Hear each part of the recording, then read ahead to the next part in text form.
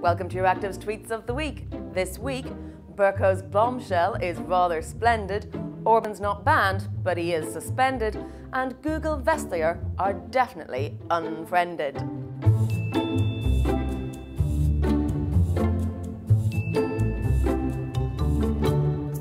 This week, we are supported by EPRA. More about them at the end. Another week, another twist in the never-ending soap opera that is Brexit. Last Friday, Berlaymonster moaned that the meaningful vote franchise is getting a bit samey. Well, hold on to your hat, because it's Speaker of the House John Bercow to the rescue. On Monday, he denied Prime Minister Theresa May the possibility of a third vote on her deal using a little-known 1604 convention. Labour peer Andrew Adonis hailed Bercow as one of the few heroes of Brexit. The British tabloids were less convinced, giving the Speaker what David Yelland called one of the biggest kickings in Fleet Street history. But as the Council considers Theresa May's appeal for an extension, we're still in Brexit limbo. Ian Dunt summed it up thus: Europeans won't make a decision on the extension until May takes the deal back to the Commons, and Bercow won't allow the deal back in the Commons until May attaches an extension to it.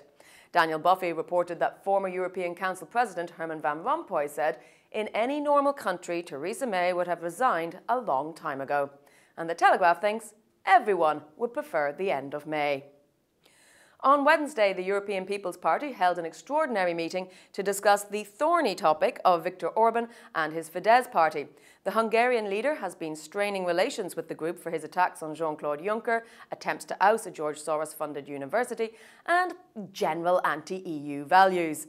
But according to Orban, no one in the EPP raised his anti-Soros campaign with him on Wednesday, which seems unlikely. But he went further. We never had any campaign against Juncker, Orban told reporters to gales of laughter. But what actually happened? Well, it wasn't exactly an expulsion, as Catalin Halmay explained. Manfred Weber said the EPP has suspended Fidesz.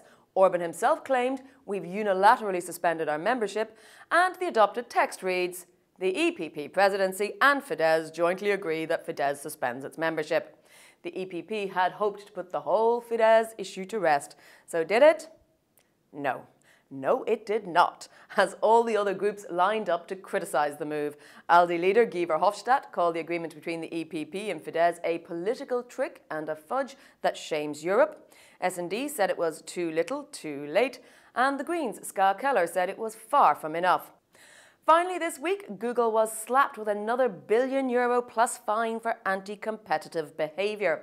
In the third fine in recent years, the Commission charged Google $1.49 billion for forcing websites to favour its advertisements over competitors. The case closes a decade-long saga between Brussels and the tech giant. Making the announcement, Competition Commissioner Margaret Vestager said Google had denied consumers choice, innovative products and fair prices.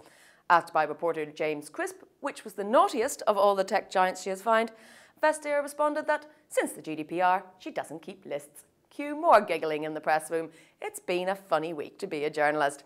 And speaking of Vestager, on Thursday she officially threw her hat into the ring to become the next Commission President. Cue everyone immediately calculating the odds. This week, we are supported by the European Public Real Estate Association. Check out their manifesto online or on the app to find out what they are calling for in the property sector. And that's it for this week. Join us again next week for more thrills and spills in the Brussels bubble Twitter sphere.